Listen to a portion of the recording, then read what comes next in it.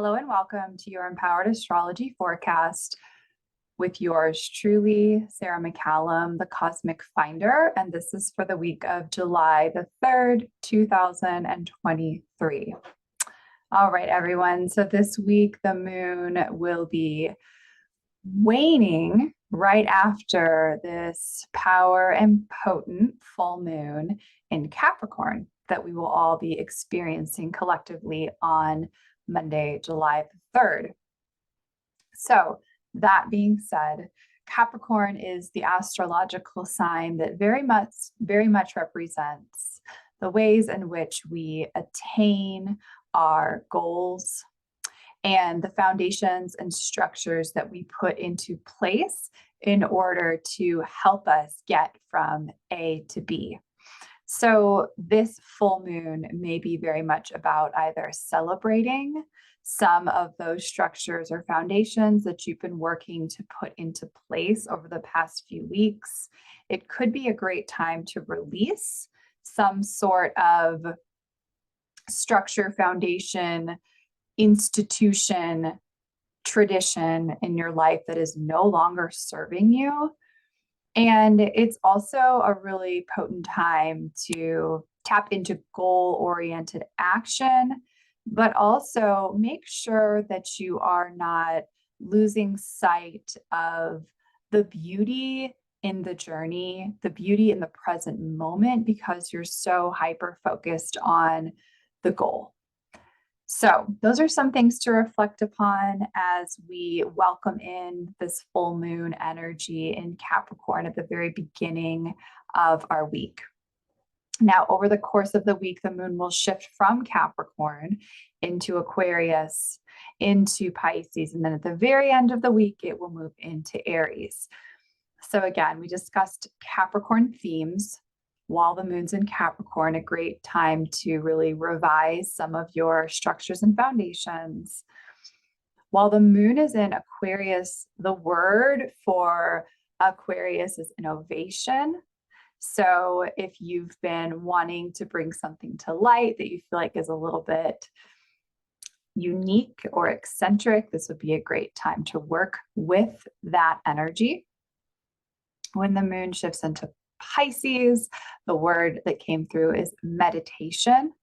This is a great time to focus on your spiritual path and spend time either meditating or practicing activities that feel very meditative. That could be painting, that could be writing poetry, that could be some sort of dance. And then when the moon shifts into Aries, the word that came through is individuation. This is where we are really very much reflecting on the self. We are diving into self-study practices, and we are cultivating time where we can feel independent or we can experience some time in solitude. Now, a lot of what is happening this week in terms of the transits is related to Mercury. So while we are in the midst of Cancer season, a very emotional time, a time that is oriented around home and family, the energy of Mercury is definitely highlighted this week. So we will probably feel very mentally active. So one of the first transits that we will experience is going to be happening on the 5th. And this is a square between Mercury and Chiron, squares being tension for change, Mercury being the ways in which we bring our thoughts into form, into reality, and Chiron being the wounded healer.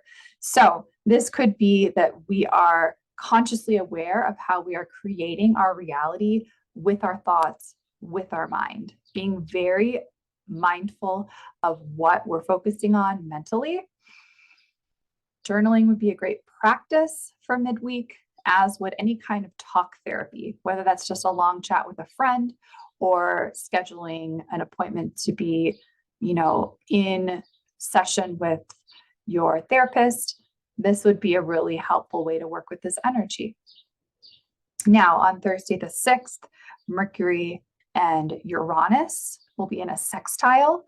So this could be a really potent and powerful opportunity to work with the mind, again, our thoughts, our mental processes, to create electrifying change, which is very much that of Uranus. Interestingly enough, the moon will be in Aquarius that day. Again, Uranus governs Aquarius. So that innovative energy will likely support this sextile between Mercury and Uranus. On the 9th, at the very end of the week, there will be a last quarter moon and it will be occurring in Aries. So this could be that we are very much in a state of reflection, but the reflection will be specifically related to ourself. We may be reflecting upon issues we've been experiencing within our own mental body, within our own emotional body. And then lastly, there would be a trine between Neptune and Mercury this day. So this could be an energy that feels creative, sensitive, fantasy rich. You could tap into practices like poetry, music, and to work with this energy. And then there is a card that I pulled out of Moonology, Yasmin Boland's beautiful oracle card deck. And what came through is the New Moon in Gemini card, which says communication is key. And I love that this card came through for you all, for the collective, because again, I was talking about Mercury, how it is highlighted over the course of this week.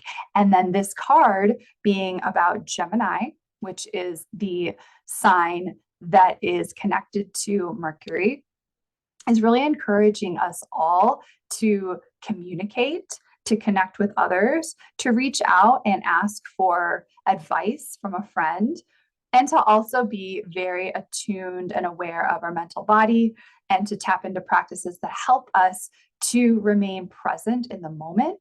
Mercury and Gemini can feel scattered, so it is great to tap into meditation practices over the course of this week to feel centered. So that is all I have for you this week. I wish you a beautiful full moon in Capricorn, and I will be on to talk with you again soon.